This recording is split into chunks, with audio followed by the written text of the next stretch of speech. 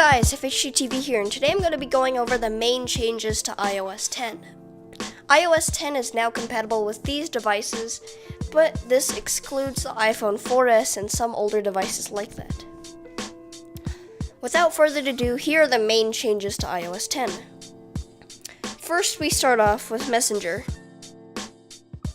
Here in this app, there's many different kinds of features that you can do. For example, you can type a message and hold down the send button, and you have different types of ways you can send the message. And this is the way it'll appear to the other person you're texting it to when it sends. Now with invisible ink, once you swipe, it appears.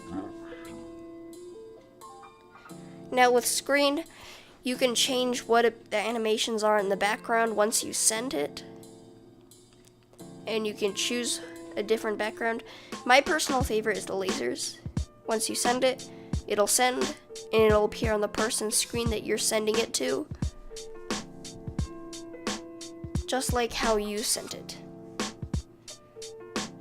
Another change is you can click this little arrow right here. You have stickers and apps and GIFs you can send to people, just like the messaging app with Facebook. You also can do some similar stuff with iOS that you couldn't do before, and this is pretty much just like the Apple Watch. So you can draw, change the colors, and then send it, and it animates itself like that, just as you drew it once you send it. You can do different types of digital touches to send different types of messages, just like the Apple Watch, 2 fingers for a heartbeat. You can see here all the different things you can do. For example, you could tap with 2 fingers to get a heartbeat, 1 finger to get some kind of explosion thingy.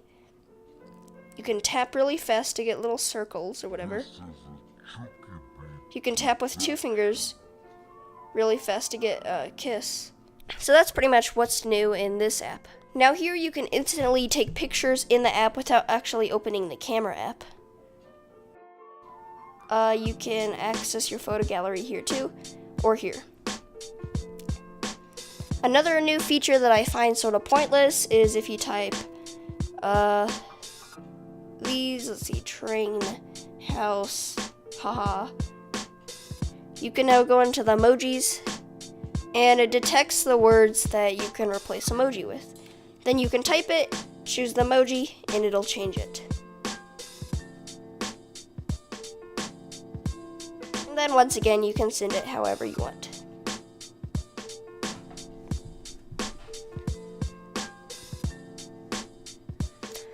Now another change is the Home app. You can access your lights, your garage doors, your shades, anything you want, well, pretty much, that's smart, from your house, from your phone. And you can do this pretty much anytime, anywhere, with your phone in one app.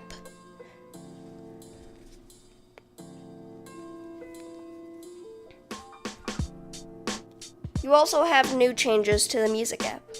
Nothing is that different here. It's mainly just design. Nothing too different, no new really features, just mainly design. You have your search, radio, browse, for you, and library. Nothing that different from before. Like I said, just design. Now here are the general changes, not that big of a changes, but just the general changes. So if you have an iPhone 6S or above, you can raise your phone to wake it. This does not work with the 6s and below. So I have a 5S, and it will not work with mine because I don't have 3D touch. Now the notifications and widgets have changed. So here's the notifications. Once you swipe down, nothing different. But then you can swipe to the left, and you have all of your widgets right here. You can see the weather and everything. And also the control center has been a little bit changed. You have your music, and if you swipe to the left, you have your control center. The design is a little bit different. The corners are a little bit round. It has a different sort of material design to it, but nothing really too different at all. Now on the lock screen, you do notice that it's a little bit different. There's no more swipe to unlock. Now you can swipe right for camera, and you press the home button to go back, and swipe left again for your widgets, just like in the notification center. And then you can still access your control center, nothing different there, and swipe up for notifications. Something different that I do not like is that when you open your phone, you scan your fingerprint, and then you have to press the home button to actually open the home screen. Now you can see that the phone is unlocked by the little unlock icon on the top of the screen, but you actually have to press the home button to get into the home screen, so that's sort of annoying. The News app and the Photos app is sort of redesigned too. In Photos, it's not too different, but you can go in and see all the different albums. It's a little bit different in design. There's also a new Memories tab. Nothing that different here either. Your News app is also a little bit redesigned. Nothing too big of a change. I actually haven't opened this in a while, so it's taking me to what's new.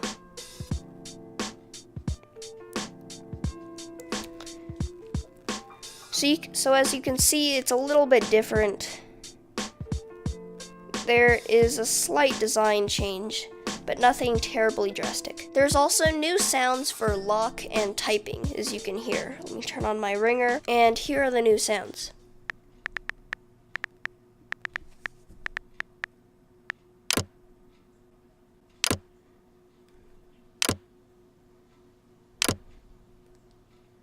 Also, the animations are slightly faster and sort of more animated as well.